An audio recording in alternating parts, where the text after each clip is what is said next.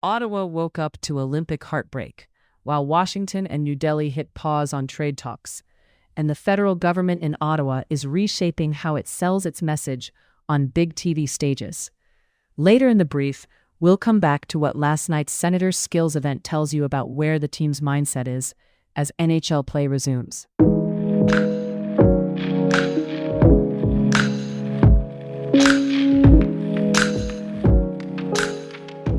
Cloudy and cold in Ottawa today, with a high around -2 degrees Celsius and a low near -6.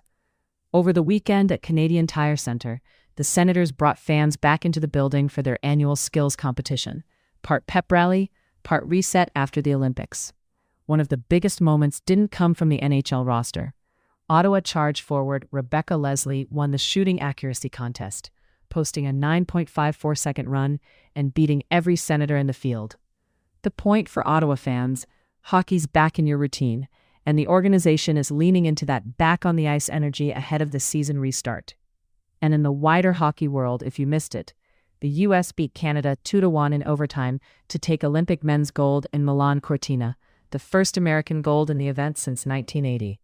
We'll unpack why that game turned, without overreading a single night, because it's going to shape conversations on both sides of the border for a while. Turning now to the main thread, the Olympic final, and the 2 or 3 details that decided it. The basic sequence was tight and familiar. The U.S. scored first, Canada chased, and it ended on one clean overtime chance. Matt Boldy opened it for the Americans about 6 minutes into the first period. Canada tied it late in the second, with Cale Makar. Then, 1 minute 41 seconds into 3-on-3 overtime, Jack Hughes finished the winner. Here's the key point. This wasn't a game where Canada didn't generate enough. Canada outshot the U.S., reported as 42-28, and had a long list of high-quality looks. Breakaways, a chance at a wide-open net, a shot blocked on the goal line, and an extended 5-on-3 power play. The difference was conversion, and the goalie at the other end.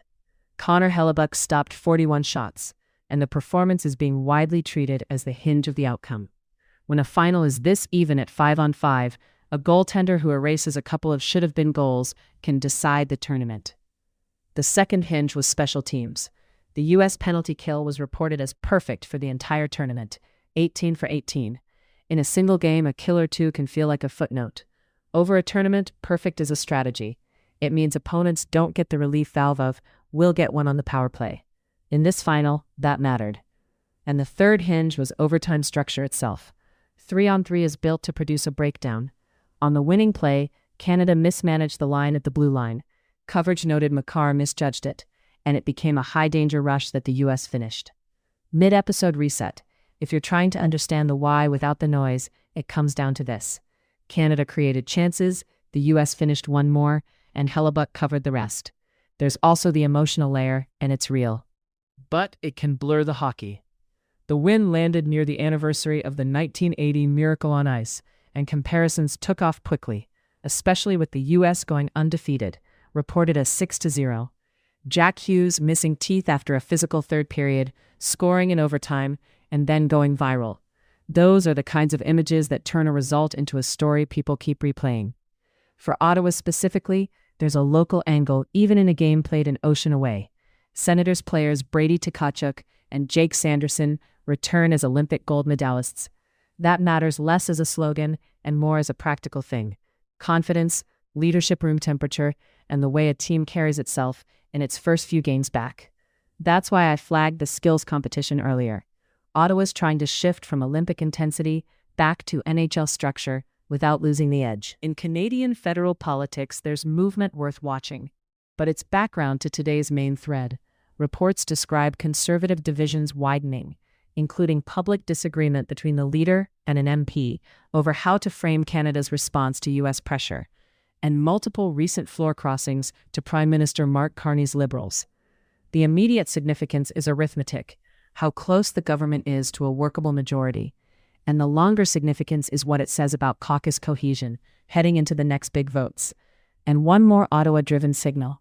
Treasury Board disclosures indicate the federal government reallocated central advertising spending after Carney's new cabinet was sworn in, emphasizing patriotic and economic themes, and buying expensive TV time during major sporting events. including the Olympics. That's not just branding. It's a clue about what the government thinks it needs to reassure people about right now. Quick look outward.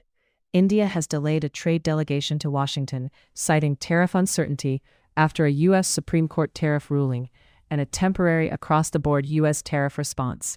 The reason to care from Canada is indirect but important. It's another sign that trade partners are hesitating while U.S. rules are in flux, and that tends to ripple into prices, planning, and investment decisions. The final piece to watch today is what comes next, not what just happened.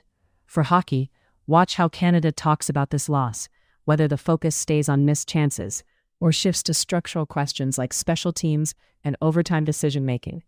And in Ottawa, watch the first games back for whether Tkachuk and Sanderson bring a lift or need a beat to come down from Olympic pace. For politics, watch whether floor crossings continue and whether the government's patriotic and economic messaging turns into concrete policy timelines, especially on affordability and jobs, because advertising can set a mood, but it can't substitute for decisions. That's your daily news bite for Monday, February 23rd. Stay warm, and we'll keep an eye on what changes.